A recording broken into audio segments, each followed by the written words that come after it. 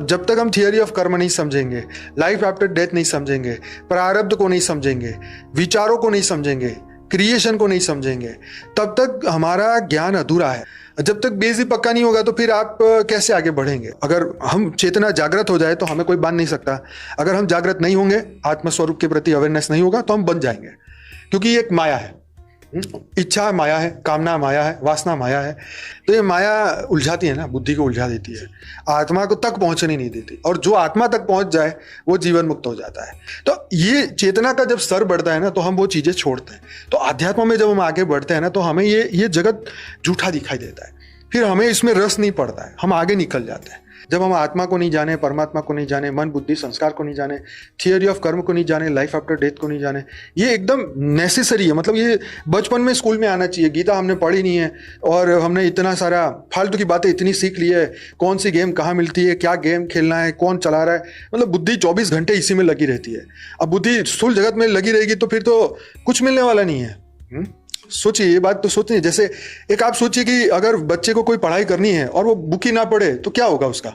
पूरे दिन खेलता ही रहे, खेलता ही रहे, खेलता ही रहे, माँ कुछ बोले ही नहीं, क्या है मेरे बेटे को, मैं क्यों बोलूँ? तो उसका भला कैसे होगा? तो ऐसे अध्यात्म में भी अगर बुद्धि नहीं लगेगी, तो स्थूल जगत में बुद्धि लग गई तो क्या फायदा, क्या मिलेगा? कुछ भी नहीं।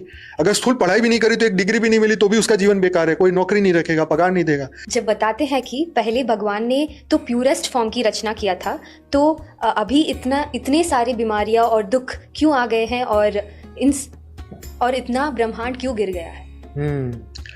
तो देखो बेटे, ब्रह्मांड इसलिए गिर गया है, इतनी सारी बीमारियां इसलिए हैं कि जो चेतन आत्माएं हैं वो इतने सारे कर्म बंधन में फंस चुकी है, इतना सारे कर्म बंधन का बोझ बढ़ता जा रहा है। और इस मानव शरीर में भी, एक जीवन में भी अगर एक गलती की है इंसान ने, तो अनंत जन्मों में अनंत गलतियां की हैं।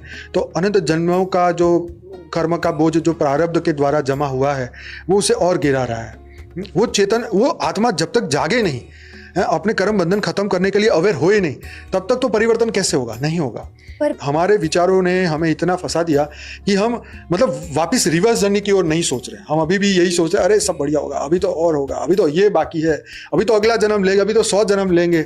लेकिन ये जन्म लेने का समय नहीं, इसमें से जागृति का समय। कृष्ण ने भी अर्जुन को बोला था कि तू अपने परलोक को सुधार ले, इसी जन्म में सुधार, स्थित प्रज्ञ बन जा। लेकिन हम क्यों नहीं बन रहे? क्योंकि इसका कोई प्रचार नहीं हो रहा है, कोई बता नहीं रहा है। तो बंधन तो हम अज्ञानता में क्रिएट कर ही रहे। तो ज्ञान को खोजना चाहिए ना। इंसान ज्ञान तब खोजता है जब दुखी हो जाता है, झटका लगता है, और तब जाके फिर देर भी हो जाती है।